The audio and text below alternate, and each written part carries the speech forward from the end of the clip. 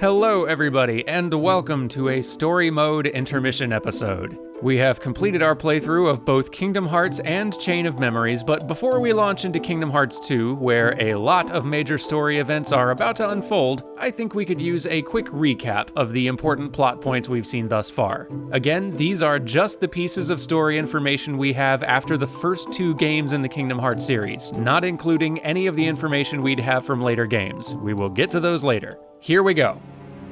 There was once this scientist king named Ansem who was fascinated by the darkness that existed in people's hearts, and so he began to study it. He found that when someone's heart was lost to darkness, they would transform into shadows, which he dubbed Heartless. These Heartless sought to consume the hearts of those around them and add more shadows to their numbers. But they also sought to consume the heart of the world itself, which lay behind a mysterious door Ansem had never noticed before.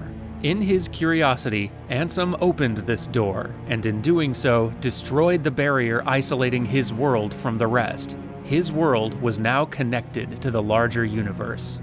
As a result, he was soon visited by a king from another world, apparently King Mickey, and they talked at length about the nature of hearts and worlds and gummy blocks, but the one topic of conversation that intrigued Ansem most was the keyblade. A weapon with the power to open or close most anything, even the doors protecting the heart of a world, doors like the one Ansem had opened. One legend says that the keyblade's wielder saved the world, another says he wrought chaos and ruin upon it.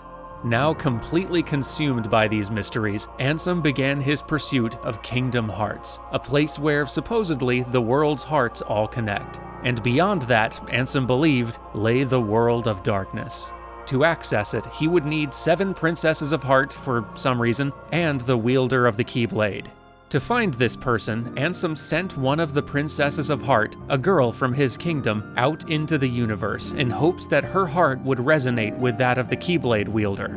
That girl, who we know as Kairi, wound up on the Destiny Islands with no memory of her former home.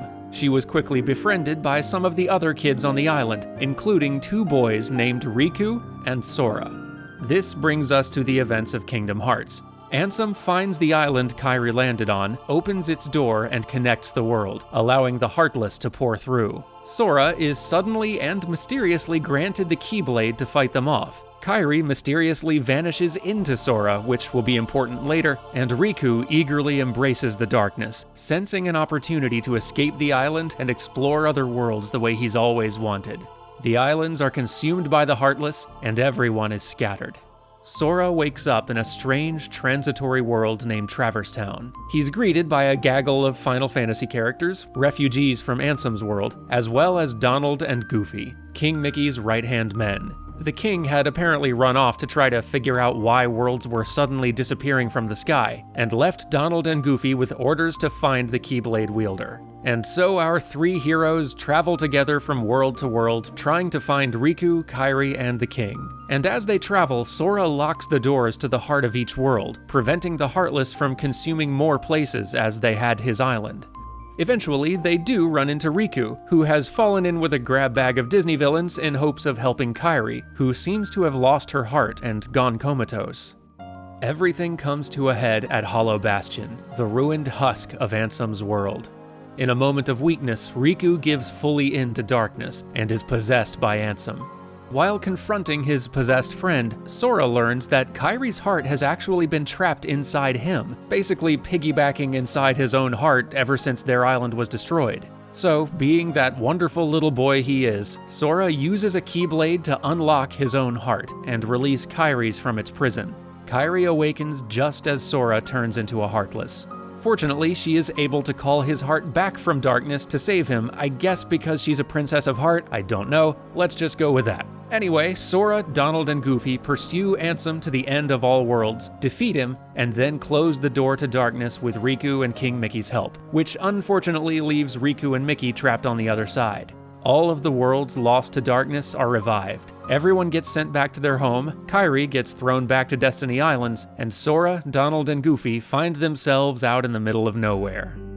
This brings us to Chain of Memories. While wandering around seeking Riku and the king, our heroes are lured to a place called Castle Oblivion by members of a mysterious organization dressed in black cloaks. But the further our heroes venture into this castle, the more of their memories they begin to lose. Eventually, Sora even starts to forget Kairi, instead remembering another girl he grew up with on the islands named Naminé. It turns out that Naminé is real and she is in the castle, but she is not a girl from Sora's childhood. Naminé has the unique power to manipulate Sora's memories, and the memories of people close to Sora. She also happens to look weirdly similar to Kairi, and describes herself at one point as Kairi's shadow. She is being held prisoner by members of this mysterious organization. We don't know how big the organization is, but we do know that there are 6 of them in the castle: Marluxia, Larxene, Vexen, Lexaeus, Zexion, and Axel. And it turns out that Marluxia and Larxene are actually going rogue, using Naminé's powers to try to control Sora so that they can use him to take over the organization proper. Unfortunately for them, Axel is playing double agent and eliminating traitors one by one.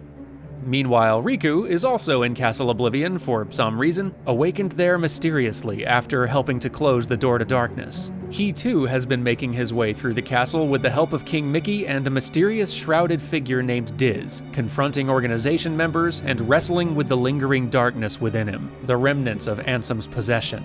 By the end of the story, Axel is the only member of the organization to leave the castle alive, having successfully disrupted the traitors' plans. Riku comes to terms with the blend of light and darkness within himself, fights off Ansem's influence, dons one of the organization's cloaks so that he can traverse the darkness safely, and leaves the castle together with King Mickey and Diz. Then there's Sora. Sora finally reaches Naminé and learns the truth about her. She apologizes for tampering with his memories and offers to restore them. Unfortunately, it's going to take a long time to complete the process, and he won't remember anything that happened in Castle Oblivion when she's done. So he goes to sleep in an egg thing, and Naminé goes to work. Also, Vexen had the power to create puppet replicas of people, and so he created a replica of Riku to amuse himself. This will be a sort of tangentially important plot point somewhere down the line, but until then, it doesn't matter. All caught up? Great! Thank you for watching, I hope this was helpful, and I will see you all tomorrow as we start our story mode playthrough of Kingdom Hearts 2. I am so looking forward to it, and I will see you all then!